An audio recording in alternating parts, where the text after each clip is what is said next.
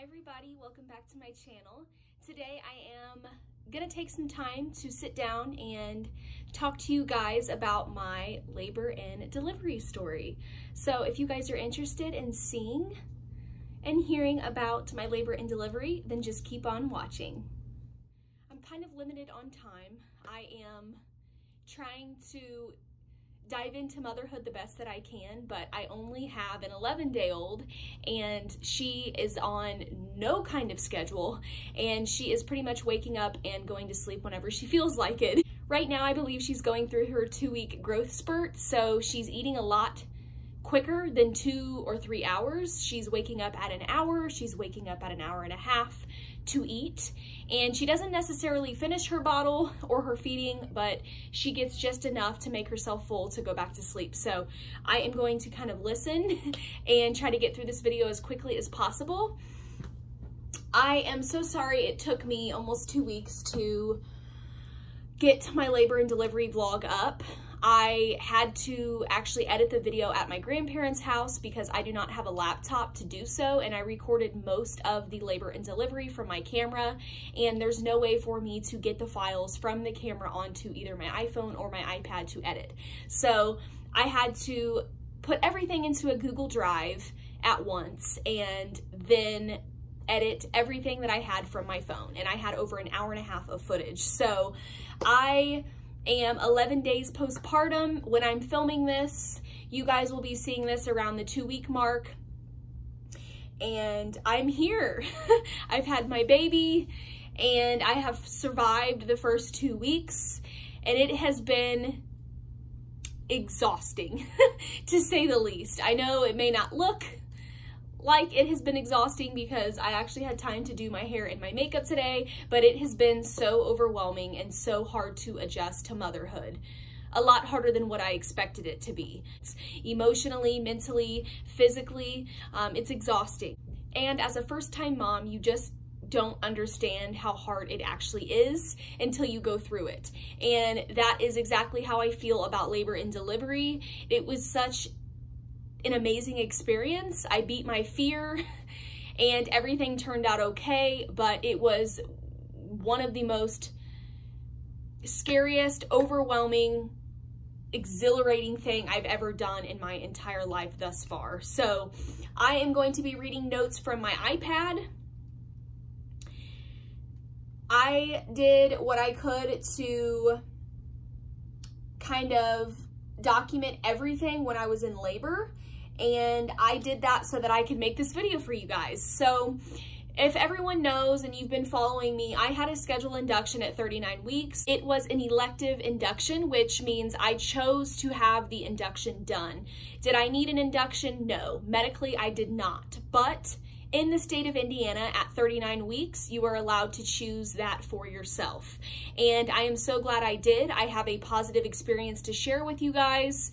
You know, I was so scared going into the induction because of all the horror stories that you hear, but every woman's pregnancy and body and labor and delivery is so much different from, you know, the next that you really don't know what to expect until you go through it. So I am here to give you a positive story. I am here to give you a positive epidural story and a successful induction. That's exactly what I had. And I went into it with an open mind. I went into it not as nervous as I thought I would be, but there were certain things that I was terrified to go through that I survived enough to tell you guys, and that is what we are going to be talking about in today's video. First and foremost, I came in on October 8th at 9 p.m. I was there about 15 minutes early to check in.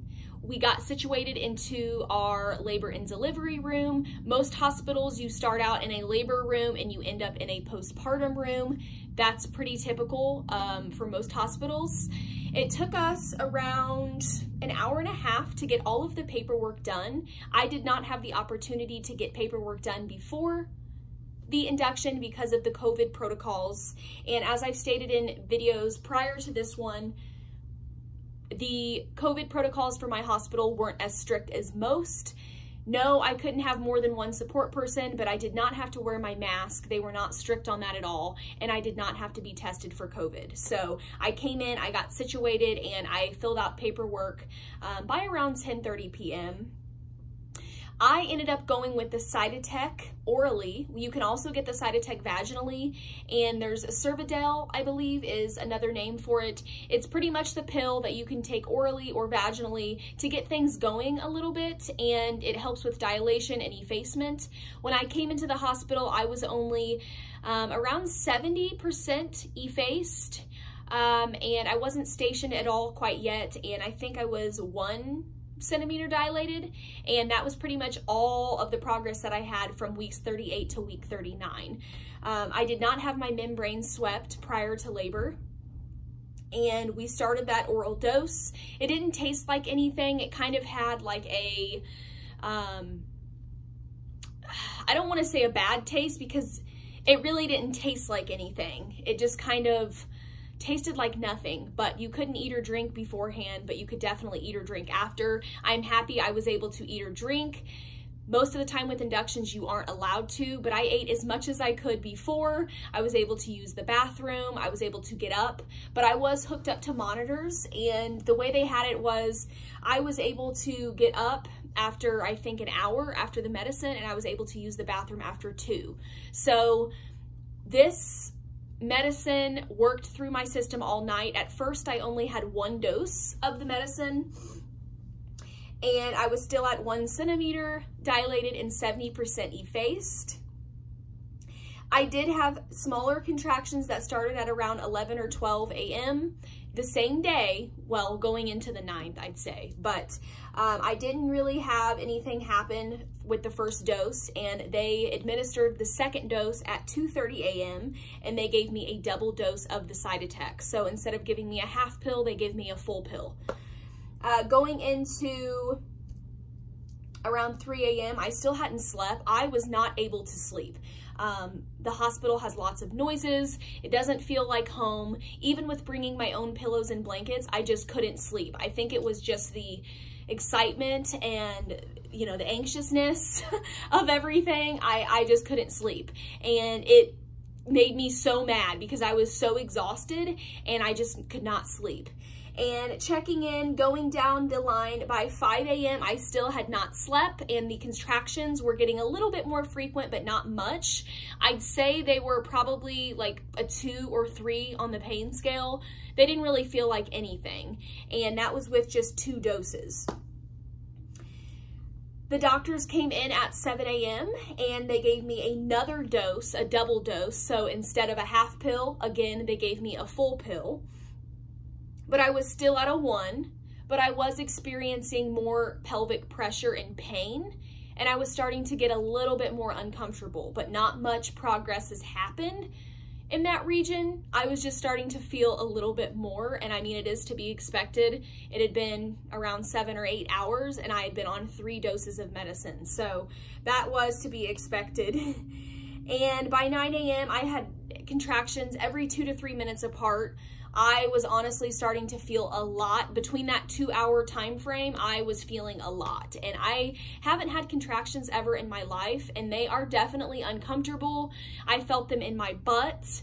I felt like I couldn't sit down. I felt like there was like a balloon in my butt, and like I was trying to like not burst the balloon, and it was just extremely uncomfortable. So I did end up getting checked around 10:30. My doctor was there, and I was 2 centimeters dilated and 90% effaced, which was a little bit of progress, but not enough to where the doctors were happy with the progress. So the reason they started me out with a Cytotec is that's just how they do it at my hospital to prevent going on Pitocin so early.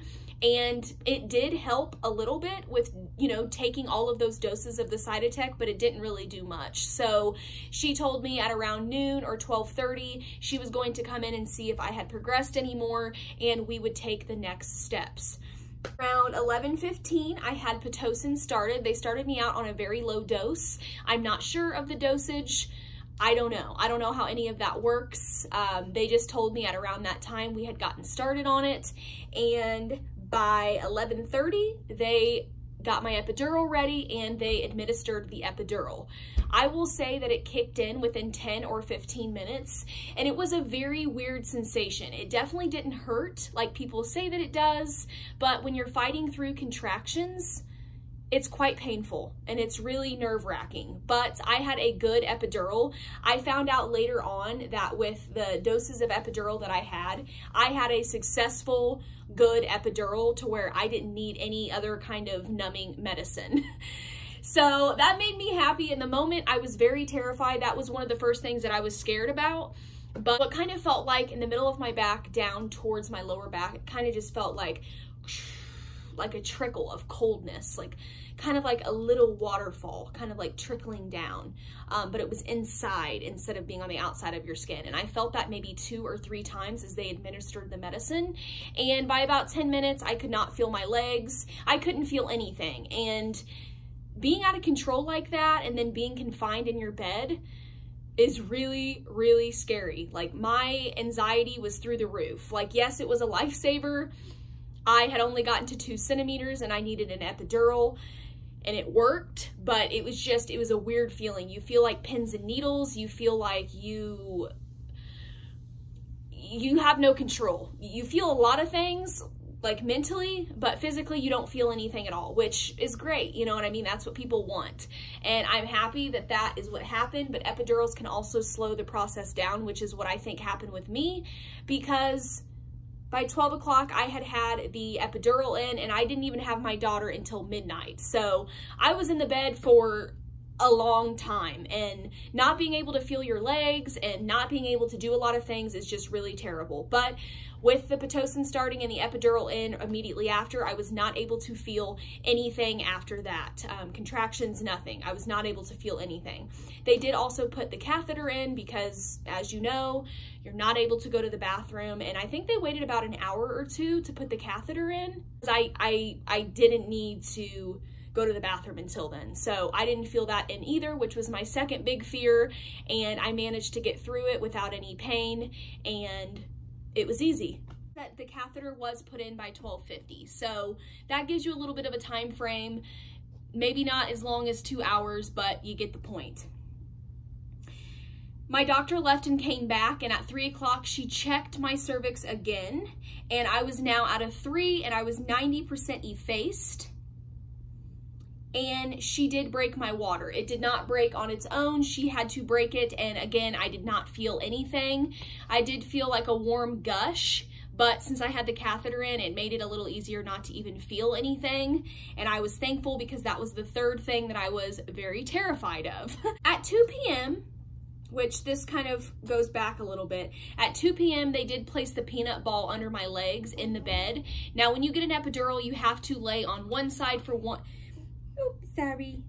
You have to lay on one side for a certain amount of time, and then they will flip you because it administers it into the body evenly. So they kept flipping me, and they're like, get some rest, you know? But when they're checking on you every hour, checking you vaginally, sticking things in you, you know, your monitors are going off, it's bright in your room. There's just so many things, you can't sleep. You know what I mean? So I wasn't able to sleep. I pretty much just laid there in agony, like, oh my God, you know, the peanut ball was huge. It was in between my legs. I couldn't feel my legs, and it was just uncomfortable. But the peanut ball, I highly recommend. If you have that, bounce on the yoga ball while you still have your legs. If you're not getting an epidural, it's definitely great for contractions. And then get the peanut ball because it definitely helps get things moving a little bit more. And I feel like that's what progressed me a little bit more later in the day, because I had the peanut ball in my legs for like 6 hours. So yes, it was torturous, but it definitely helped.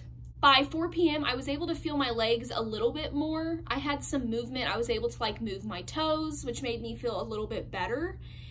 And I did feel some cramping in my lower stomach. So my pelvic region, I'm not really sure where, I just remember feeling it and telling the doctor. And at 5 p.m. I had another cervix check, and I was 4 centimeters dilated, 100% effaced, and I was 0 stationed. So that was a lot of progress between the last 2 hours, and my doctor was really happy with the progress. At this point, she had upped my Pitocin twice, so I had had, I think, 3 different doses of it, and again, I'm not sure how much they had given me. It was enough for me to progress the way that I did by 5 p.m., and I had also lost my bloody show. So I was starting to feel a little bit more. So I don't know if they administered a second dose of epidural. You can press like a pain button and it will administer medicine, and I only had to use that twice, which again, I feel like slowed my labor down a little bit, and I almost wish that I didn't have that second dose, because you will find out later on it kind of stopped me from having a quicker labor anyways, and I am kind of upset at myself that I did the second round when I probably didn't even need it. Okay, so I got checked again at 5:45. Between 5 and 5:45, I had went from a 4 centimeter to a 6 centimeter. So lots of progress super quickly. Within the hour, I had progressed to 6. As you know, sometimes you could be on 6 for hours. So it really just depends. Everybody's body is different. They did not come back and check me until 7:30. I unfortunately was still at a 6, so they upped my Pitocin again. From 7:30 to 10, they didn't check me at all, which I thought was kind of weird. Gave my body, you know, 2.5 hours to kind of progress a little bit. At this point, my doctor had a family emergency, so she had to leave. Prior in the day, she had told me she might not be able to stay for my labor, which I was worried about, but my doctor ended up being amazing. He has delivered over 4,000 babies, and I was in great hands. And little did I know he was going to make the experience so much better for me. And at 10 p.m., they had checked me, and I was 9.5 centimeters dilated. My doctor could feel her head, and it was go time from there. So by 10:30, they came back in the room. I was pretty much fully dilated, and we had started pushing around that time. They had gotten everything ready in the room, got the tools out, they dressed up, they got extra nurses in the room. I was able to FaceTime my mom and one of her good friends to watch the labor with me and, you know, kind of root me on without her being there. That's the one thing with COVID. I was not able to have my mom in the room, which was very disappointing. But honestly, she was still able to come and see me. It all ended up being fine, but they were there on the sidelines as well as the nurses. And you will know when it's time, because I felt him checking me, but it felt very, very like different. It felt like open in there, like it was time. And I had progressed so much within 2.5 hours, so it was a quick process from 10 to 10:30 getting everything set up, and I was ready to push. I ended up pushing from 10:30 to midnight. My daughter was born on October 10th, 2020, exactly midnight. So 10/10/20 at midnight, which I thought was honestly so cool. The coolest birthday ever. And I will say the pushing took so long because of a multitude of things, one of which was the epidural. I feel like if I didn't have that second dose, I would have been able to feel a little bit more. I felt absolutely nothing, which was fine. That's the point. You're not supposed to, but I had no leverage on my legs. Every push, the doctor had to help me put my leg back in the pedestal because I could not feel anything. I felt more in my right leg than I did my left. And like I said in the beginning, they did consider that a good, successful epidural. It administered right, but I feel like it took more to my left leg. And if I would have had more leverage on my left leg, I feel like she would have been out a little bit sooner than almost 2 hours of pushing. I was absolutely exhausted. I will say, finding out pushing her, she did have shoulder dysplasia, which is where your pelvic region vaginally just isn't large enough to push a baby out, and one of her shoulders got stuck. It didn't do anything to her blood pressure or her heart rate, but it was one of those situations that I do have to kind of be on the lookout if I ever have any more children, because I just don't think vaginally it's going to be possible without tearing or cutting me up. Now, if you guys knew and watched my, you know, labor plans, birth plans, I did not want to be cut in any way. I had a successful vaginal birth. So I got away with not having to have a C-section, which was great. I am so thankful and so blessed because I know that those are painful, and that's a whole other journey that I would have had to go through. But I did have to get cut just a bit. The father of my child said it was a small cut, and my doctor had told me the next day that if he wouldn't have cut me, I would have torn from my vagina to my butt.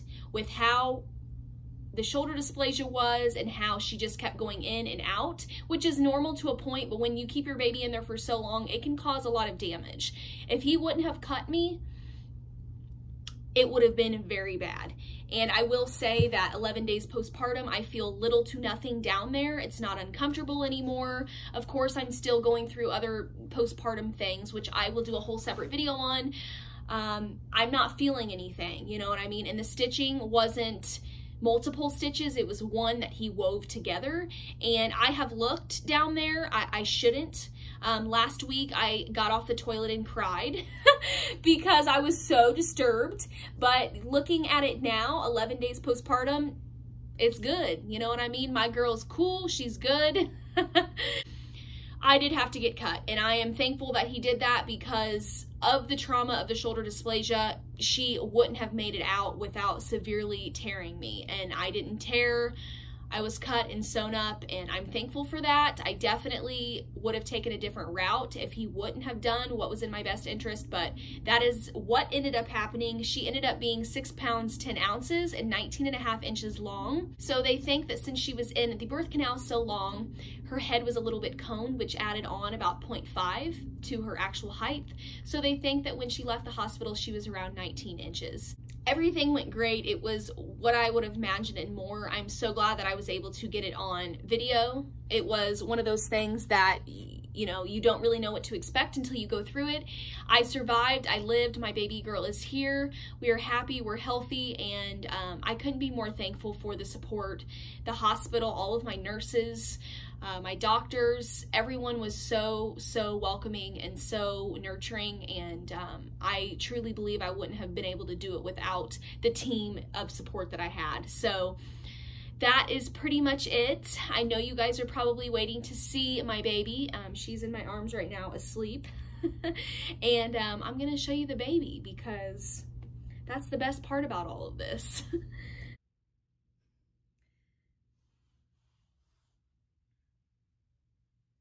Alright, so this is my baby, Layla Ann Marie. She is so sweet. She has so much hair. It has no texture yet, but she is so adorable. She has such long legs. Her skin's peeling right now, but oh, she is so adorable.